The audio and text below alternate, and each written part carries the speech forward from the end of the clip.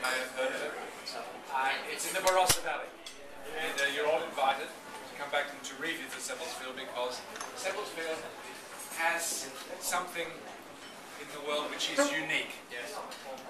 Unique is a word which is often misused. People talk about something that's quite unique or rather unique. Something is either unique or it is not unique. Exactly. What we're about to have tonight is unique. And this is a picture of it. So this is a quiz now. This is a picture of some barrels. You'll be tested later. And you're going to be, so you can see, show everybody, Candice is going to walk around. It's not like those TV shows. A beautiful woman that walks around. We're going to sponsor a barrel. Yes, sponsor a barrel, sponsor a vine, yes. So there's obviously some barrels. Yeah. There's barrels in the cellar. Well, it's not a cellar, it's in an attic. It's actually an attic. Oh yeah, the Vanna White girl. Are you Vanna White today? Vanna White girl. Alright.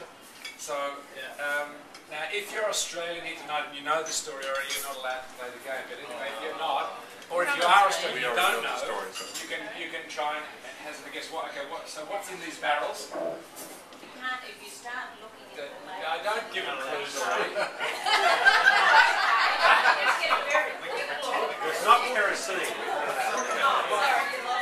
Okay, so there's something in these barrels, and when I said there's something unique in these barrels, okay, so there's something in the barrels, there's probably a reasonable chance that it's something related to what we're doing tonight. So what's in the barrel? Red sticky stuff? Yeah, that sounds port. Port.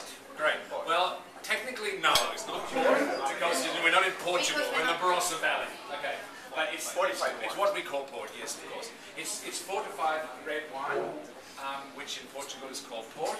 And because it's in a barrel, and it's aging in the barrel, it's what kind of port?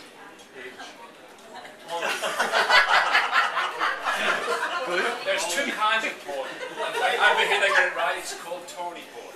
If it's called vintage port, it's aging in the bottle. If it's called Tawny port, it ages in the barrel. But this is not normal Tawny port. If you look very closely at the pictures, on the labels on the barrels, you will see something. But don't you know that's seen it already? No, You missed out now. so there's Tawny port aged in the barrel and vintage port aged in the bottle. Then there's another kind of Tawny port which is called vintage dated Tawny port. That means like a vintage port is from a single year.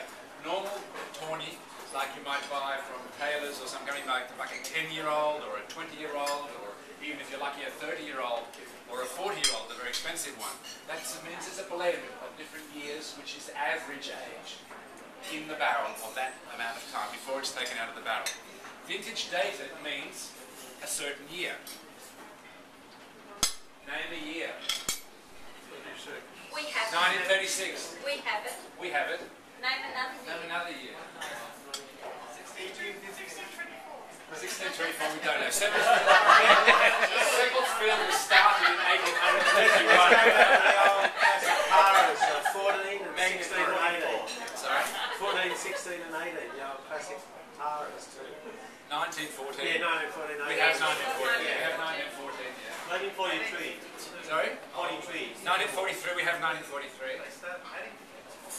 No, they didn't start in 1950. They started planting grapes in 1852. Great year. 1970. 1950 was a great year, actually. Yes, we have 1950. Okay, So 70. 1970, we have 1970. So what is unique about that barrel cellar? Yep. What did someone say? Every year. Every year. It's the only place in the world that has an unbroken, continuous collection of vintage dated Tawny in barrel, still in barrel, which goes back to, I'll tell you, 1878.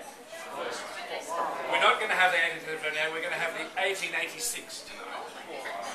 So this is just a little sample bottle. We sell this wine, believe it or not, for a lot of money. And if you can find someone else who has it for less money, go ahead. If you can find someone else who has it, go ahead. Now you will find occasionally in Portugal a barrel, occasionally in Madeira a barrel, occasionally in Spain a barrel of such old wine, or even older. But you will not find, I guarantee it, anywhere in the world that has a single unbroken collection. Why? In 1878, Benno Seppelt, the son of the founder of Seppeltsfield, celebrated success. success was that barrel store, which is actually, as Candace said, an attic. This was the culmination of 20 years of work of expanding their business, and they had a new stone building, which is still there today. Beautiful buildings. That's still where the wine is kept.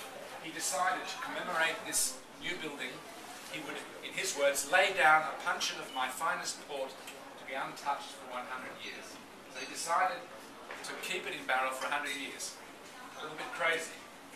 We are still doing it today. A few months ago we laid down the 2010. In May this year we released the current vintage, which is 1910. Every year we have about 250 litres available.